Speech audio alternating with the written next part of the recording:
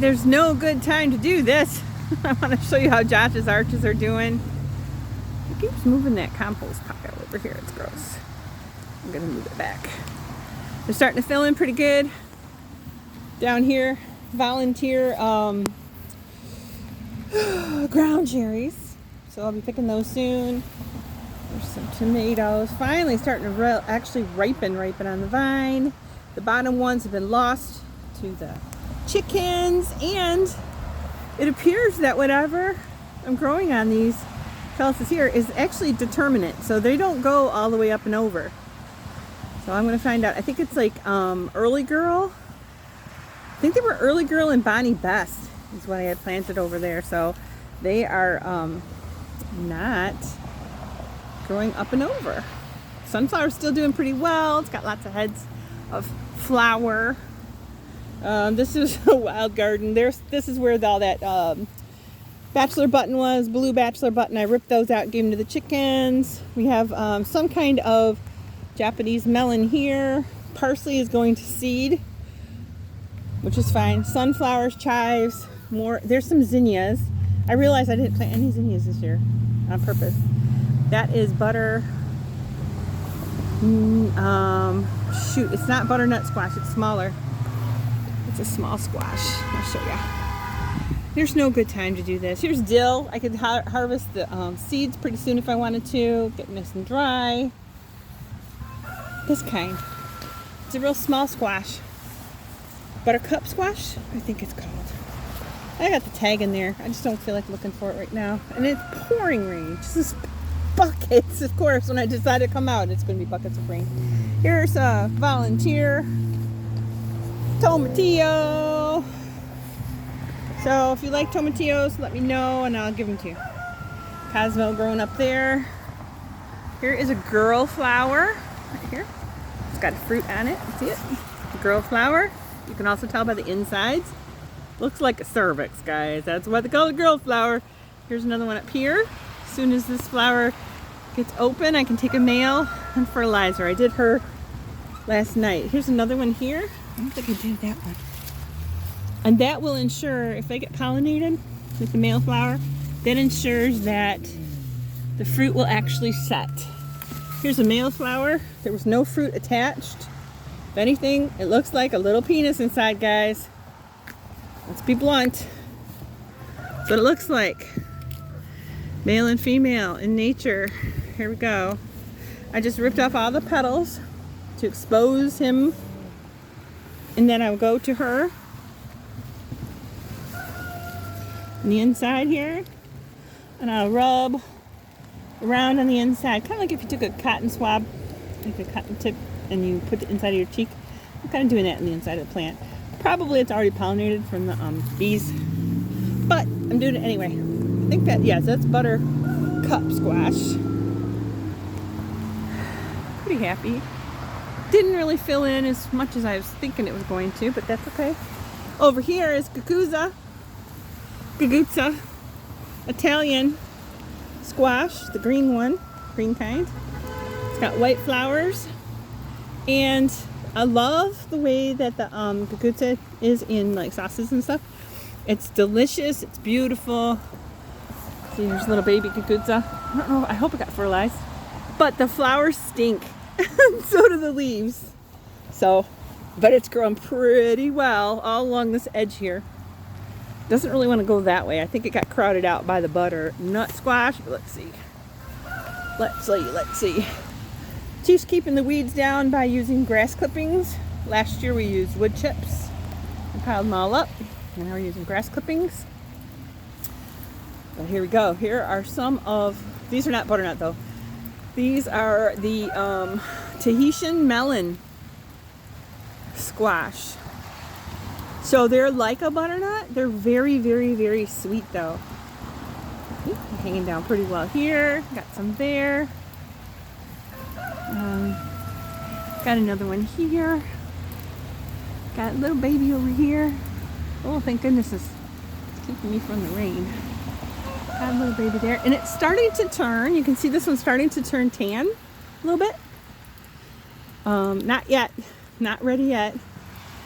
Not ready yet, still green with stripes. I'm gonna wait until it turns really, really tan. Here's one that curled over the trellis. Isn't it cute? And same thing, at the end of the season like this, I wanna make sure that as many of the female flowers are pollinated as possible. It's a male, male, male, males. I may not have any more female flowers. Male down there. If I find one, if one shows up, I'm gonna pollinate it for sure. It's cold and rainy today. When I say cold, it's like 66 or 65. And rainy. It's raining on me. And cloudy. There's another one. That flower's not open yet, but when it is open, I will fertilize it. These are the sun gold tomatoes. They're supposed to turn orange when they are ripe. I'll pick this one here. Not red. So orange is their natural ripeness. Ow, oh, bit by a mosquito. No, I've been picking them. I'm bringing them in when they're just a little bit ripe. That color right there, that's about the color they're supposed to be. That's real close. So I've been bringing them in as soon as they turn ripe. Just a little, and then they ripen inside. These are Tiger Blush. Nice and juicy, flavorful tomato. Less acid because it's not red. Now these are butternut. And these butternut are very, very happy. Look at that. We got fruit growing right there. More flowers up in there. And it keeps going up in here with lots of flowers. Hope my phone doesn't get broken from being wet. Butternut, butternut, butternut, butternut, butternut. There's the butternuts there, some little ones. Ow. Over here, there's some more Japanese, like single serve watermelons. They're small. And we're keeping them on the trellis. We're supporting them with pantyhose, which I never wear anymore. I don't know many people that do. Over here are some sugar pie, or sugar pumpkin pie. Pumpkins, sugar pie, pumpkins. Well, at least one. I don't know if I got any more female flowers. Perhaps. I don't know. They look a lot like they're male. And the leaves are starting to die back a little bit. So, the borer may be at the stem. Oh yeah, so there's the second one there. So there's 2 pie pumpkins. I'm also gonna make 2 pies. Yeah, it looks like there's some junk happening down at the stem for that one. It's probably gonna die back. Next year what I'll do is I will plant the stems under, I'll like mound dirt over the stem in a different place. So even if the squash borer gets to this section, then maybe this section will have soil all over it, and it will have lots and lots of roots in the soil. So the squash borer could do its thing way down here, but the roots will still give you the vines lots and lots of water. Because that's the problem when the squash borer gets in there, is that they can't get the water up to the plant. These are some pole beans, green pole beans, and they're starting to flower again. I already did a harvest of them. There's a cucumber, or not cucumber, watermelon. See how different the leaves are? Very cool. I have not had an issue with vine dieback with the watermelon at all. Alright, so showed you here. Butternut. There's little butternuts. Not ready yet. They're like butternutticks. Oh, get that back up there, but it's getting me all wet. Ah! Ah! Stop. There. Get up there. Alright, there. That's up there. This one can come up. They start growing like crazy when it rains, and then especially once it starts getting warm again, then they'll go really, really nuts. There's another little one here. And again, with these, I am trying to make sure if I find a female flower that she gets fertilized with male and not relying on the pollinators to do it. The pollinators are doing a good job, but I don't want to rely on them to do all the pollinating because may or may not happen. There we go. But look at these. They're bigger and they're starting to turn tan. So they're getting closer to getting ripe. Yeah. Leaves are in the way, I know. But I think that's pretty cool. These are butternut squash.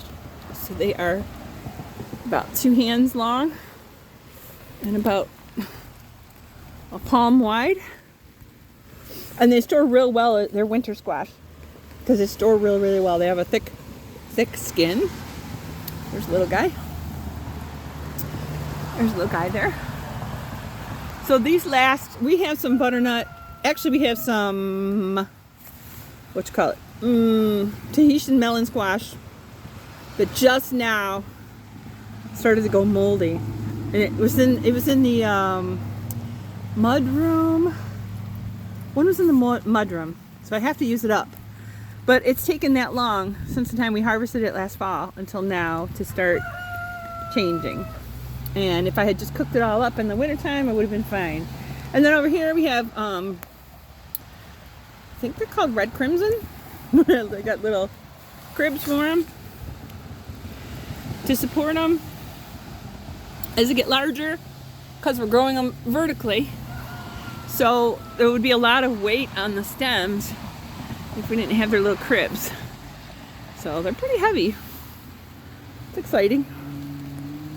And they're pretty happy too.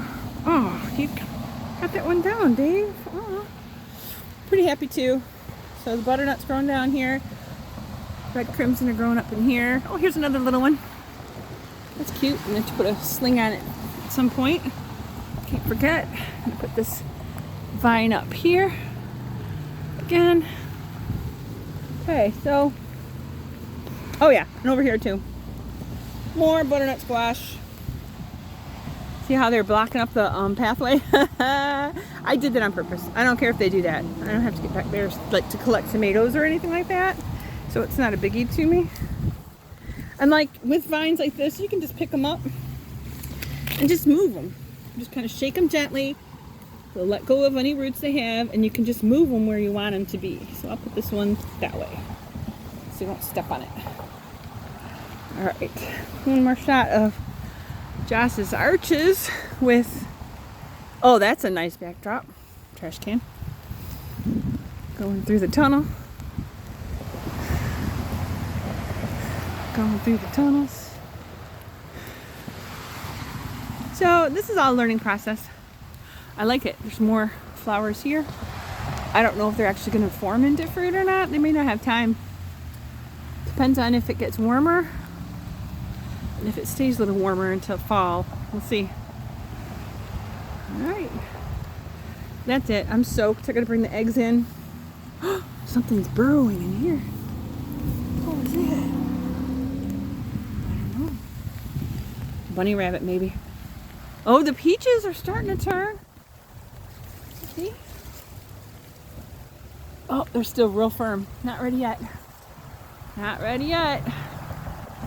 Anyway, it's very wet. But I wanted to show progress. There are grapes back there too. They are purple now. They were green and now they're turning purple. And Dave makes me try them in a couple days. They're still kind of bitter. And it's a mess back there. We might have figs on the fig tree, but I don't know. I've been back there. All right, this is stupid wet. Stupid wet. Well, while I'm out here, I gotta go to VBS tonight, so I'll have to empty my pockets. Look at how those cosmos grew. That's as tall as I am.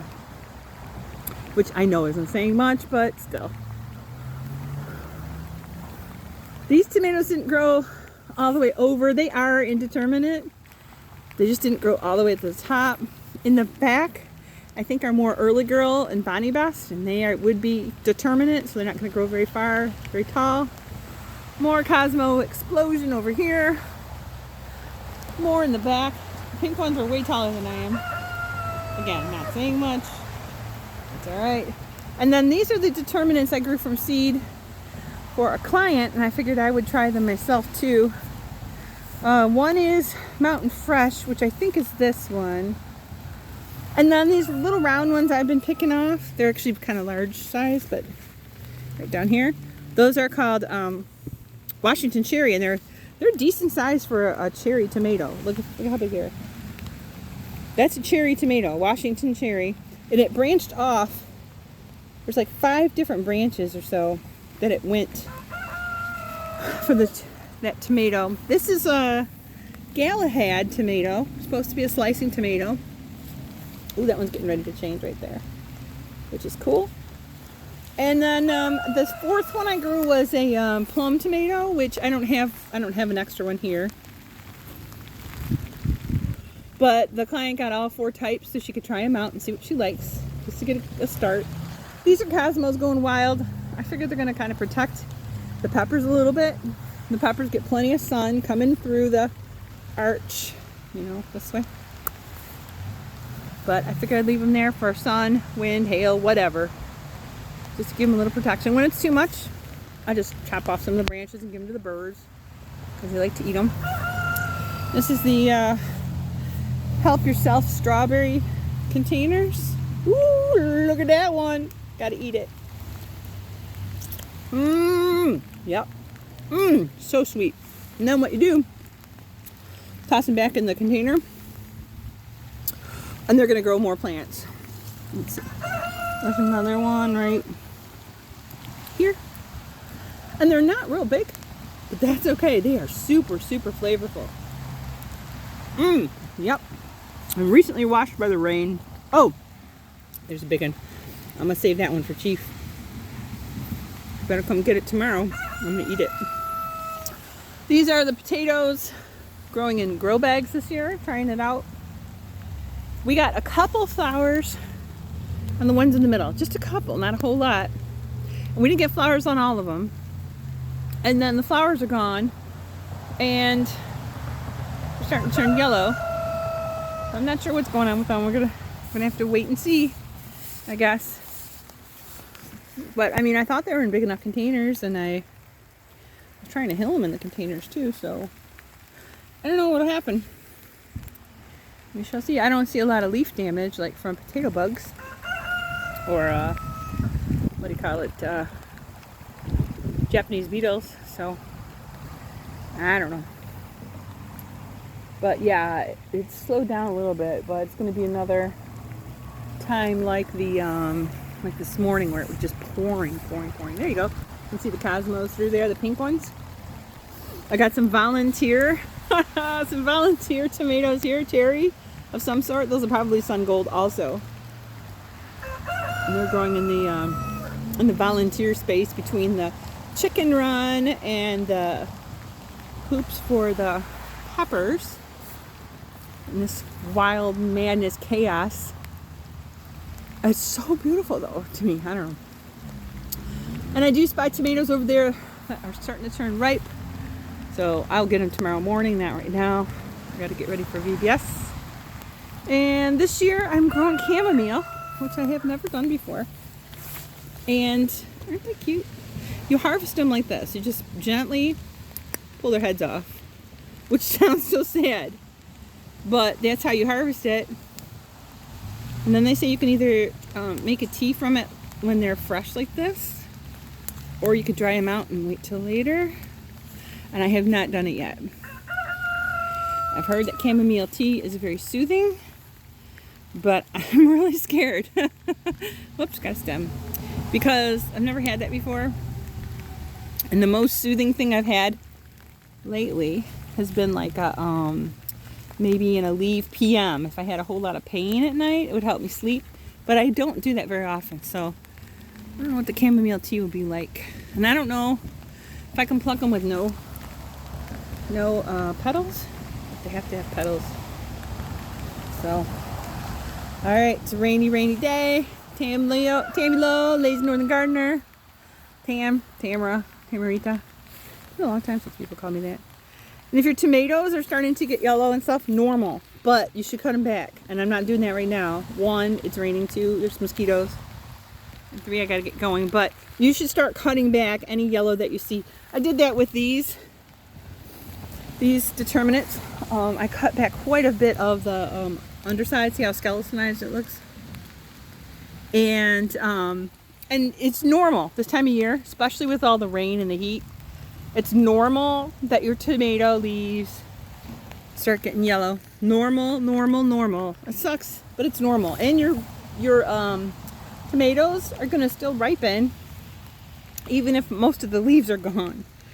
So cut them back as soon as you can, and then don't put these kind of leaves in the compost pile. Throw them away or make a separate compost pile, but don't ever put these blighted leaves with like the fungus stuff on them and stuff. Don't put those kind of leaves in your compost pile, because then you're going to contaminate the rest of your compost. And then when you go to grow tomatoes with that soil, you're going to have that stuff in it. So you don't want to do that. It's my chamomile. Calming chamomile, apparently. I don't know.